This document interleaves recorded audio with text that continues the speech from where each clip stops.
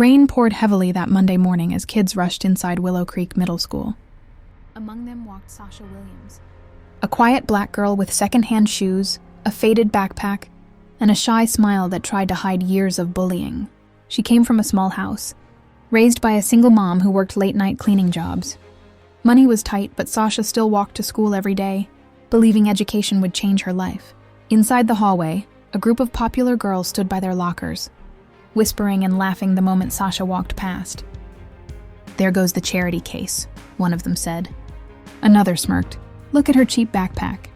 Probably older than her." Sasha ignored them like she always did. She kept her head down and walked toward class until the girls called after her. "Hey, Sasha," one said sweetly.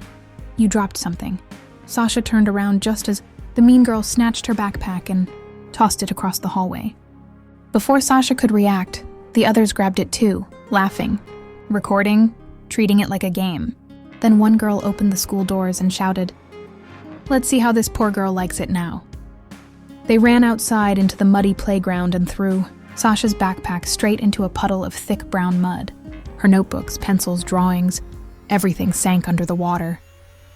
Sasha froze. She had no money to replace her supplies. She dropped to her knees and pulled the bag out with shaking hands. Mud covered her clothes. Her textbooks were soaked, pages falling apart. Students filmed everything. Some laughed.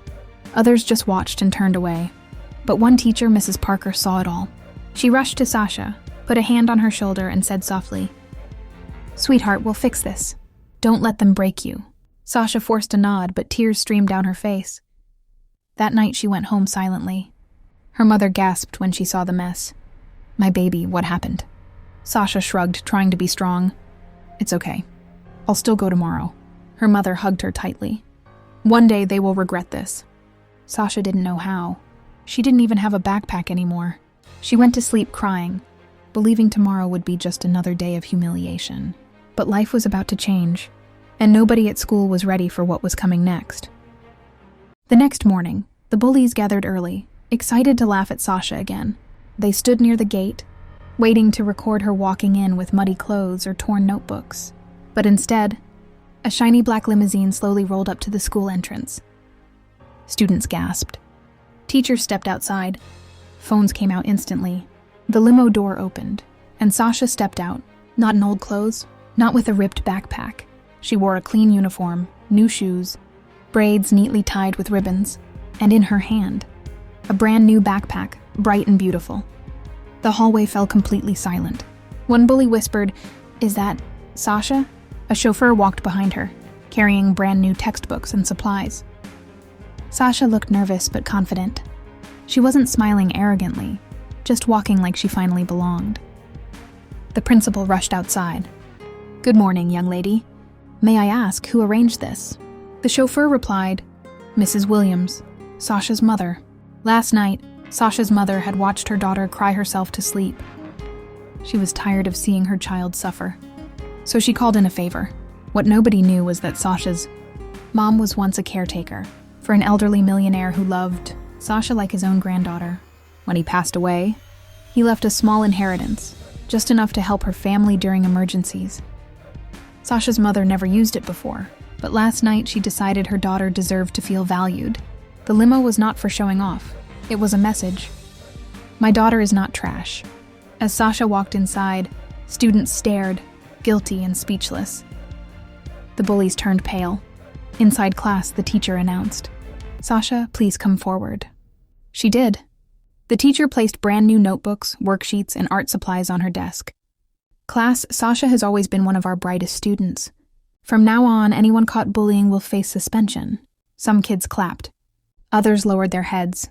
For the first time, Sasha sat proudly with her new supplies. But the real shock was still coming. Later that day, the principal called an emergency assembly. Students gathered nervously, especially the bullies. The principal spoke. "Kindness is not weakness. Silence is not permission. What happened yesterday was cruel and unacceptable." Then he played the bullying video, recorded by students. The whole school watched Sasha's backpack being thrown into the mud. Some kids cried. Teachers shook their heads. Even the bullies looked ashamed. When the video ended, the principal said, "Sasha deserves an apology." The bullies walked onto the stage, shaking, embarrassed, voices cracking. "We're sorry, Sasha, truly." Sasha stepped forward, tears in her eyes, and said, "I forgive you. But please, don't do this to anyone else. You don't know how much it hurts." The auditorium went silent. Some students walked up and hugged her. Others apologized too. By the end of the day, she wasn't the invisible girl anymore. That afternoon, when the limo returned to pick her up, something beautiful happened. Dozens of students stood outside waving goodbye to her, not because of the limo, but because of her heart. Sasha looked out of the limo window, smiling at her mom. "Mom, today was the best day of my life." Her mother kissed her hand. "Because today, they saw who you really are." The bullies learned a lesson they would never forget. And Sasha, she learned that even on the darkest days, dignity shines brighter than cruelty.